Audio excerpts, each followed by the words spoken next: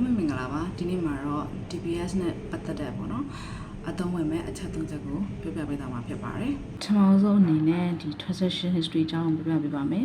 ဒီဟာကျတော့ကိုလွှဲထားတဲ့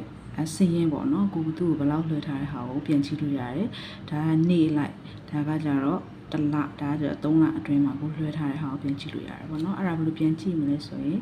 အရင်ဆုံးဒီမှာdeposit account ဆိုတာရှိတယ်ပေါ့နော်အဲကိုယ့်ရဲ့ account နှိပ်လိုက်ပြီးသွားရင်ကိုဒီတရက်မှာလွှဲထားတဲ့ဟာကိုကြည့်ချင်တာကဒါမှမဟုတ်တစ်လမှာလားဒါမှမဟုတ်3လအတွင်းလွှဲထားတာလားပေါ့နော်ကိုကြည့်ချင်တဲ့ဟာကိုဒီမှာ show ကိုနှိပ်ပြီးတော့ကြည့်လို့ရပါတယ်ဒါဆိုလို့ရှိရင်ဒီကိုလွှဲထားတစ်လအတွင်းမှာပေါ့နော်အဲ့ဒီကတော့နေ့အတွင်းမှာလွှဲထားတာမရှိရတဲ့အတွက်တစ်လအတွင်းမှာလွှဲထားတဲ့စီးရင်ကိုဒီမှာကြည့်လို့ရပါတယ်နံပါတ်2အချက်နေရတော့ဒီ transfer money ပေါ့နော် transfer money ကိုပုံမှန်ဆိုလို့ရှိရင်ပေးနှောင်းနဲ့ပဲလွှဲရတာပေါ့နော်ဒါပေမဲ့တစ်ခါတလေကြားလို့ရှိရင်ဖုန်းနံပါတ်တွေက register မလုပ်ထားတဲ့ဖုန်းနံပါတ်တွေရှိတယ်ပေါ့နော်အဲ့ဒီခါကြားလို့ရှိရင်ဒီဘဏ်နံပါတ်နဲ့လွှဲလို့ရတဲ့နေရာရှိတယ်ပေါ့နော်အဲ့ဒါဘယ်လိုလွှဲရမလဲဆိုတော့ပြောပြပေးပါမယ်အမြင်ဒါနှိပ်ထားတဲ့အတွက်ပေါ်နေရပေါ့နော်တကယ်လို့မပေါ်ဘူးဆိုရင်ဒီဟာလေးကိုနှိပ်ပြီးတော့အောက်ဆုံးမှာselect an account ဆိုတဲ့ဟာလေးကိုနှိပ်ပါတာကိုယ့်ရဲ့ account ပေါ့နော်ကိုယ့်ရဲ့ account နှိပ်ပြီးတော့ဒီမှာကိုပို့မဲ့သူရဲ့ဘဏ် account ပေါ့နော်ဘဏ် account ကိုဒီမှာထည့်ပေးရမှာဖြစ်ပါတယ်အဲ့တော့အမေဥမာနဲ့ပြု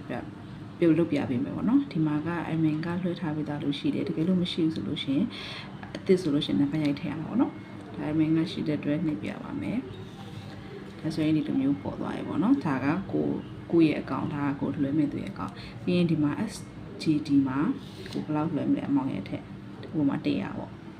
ဒါတော့မလိုအပ်ဘူးပေါ့နော်ဒါတော့ကိုရေးချင်လည်းရမရေးချင်လည်းရတာပေါ့ပြီးသွားရင်ဒီ next ကိုနှိပ်မယ်ပေါ့နော်နှိပ်လိုက်လို့ရှိရင်ဒီမှာပေါ်လာပါပြီဒါ SGD 100ပြီးရင်ဒီမှာကိုရဲ့ account ဒါကလက်ခံမဲ့ account နော်ပြီးသွားရင်ဒီမှာ transfer လုပ်လိုက်ရမှာဒါ transfer နှိပ်လိုက်ရပေါ့နော်အသုံးချက်ကတော့ဒီမှာ scan ပေါ့နော် scan နဲ့လွှဲပုံလွှဲနည်းလေးပြပြပါမယ်ဒီလိုနှိပ်လိုက်မယ်ဆိုလို့ရှိရင် scan နှိပ်လိုက်မယ်ဆိုလို့ရှိရင်ဒီမှာ scan ရှိမယ် QR ရှိမယ်နောက်ပြီးတော့ create QR ရှိမှာပေါ့နော်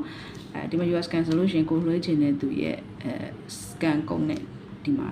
scan ဖတ်ပြီးတော့ကိုယ့်ရဲ့ဖုန်းကို gallery ထဲမှာ save ပြီးတော့ဒီကနေပြီးတော့ photo နှိပ်ပြီးတော့ဒီမှာဒီလိုမျိုးလွှဲလို့ရပါတယ်အဲ့လိုမျိုးလေးလွှဲလို့ရတယ်ပေါ့နော်ဒီမှာဆိုလို့ရှိရင်ကိုလွှဲချင်တဲ့သူရဲ့ဖုန်းနံပါတ်ကတော့လာပေါ်မှာဖြစ်ပါတယ်ပြီးတော့ဒီမှာအမောင်းရိုက်ထည့်ပါ100ပြီးသွားရင်ဒီ next ကိုနှိပ်လိုက်ရရပေါ့နော်ခုကကြတော့ဒီမှာ sorry ပြန်ထွက်သွားတယ်ပေါ့နော်ဒီ scan and pay ကိုပြန်နှိပ်မယ်ပြီးရင်ဒါ QR code ကိုကမလွှဲတတ်ဘူးတစ်ဖက်လူကလည်းမသိဘူးဆိုလို့ရှိရင်ကိုရဲ့ဒီ QR code ကိုဒီမှာပဲဒီအလယ်မှာပဲ QR ဆိုတဲ့ဟာလေးပေါ့နော်အဲ့ဒါနှိပ်ပြီးတော့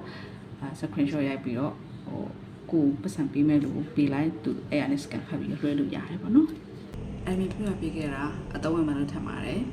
like follow share လို့ဖို့မမေ့ပါနဲ့နော်အားလုံးကျေးဇူးတင်ပါတယ် bye bye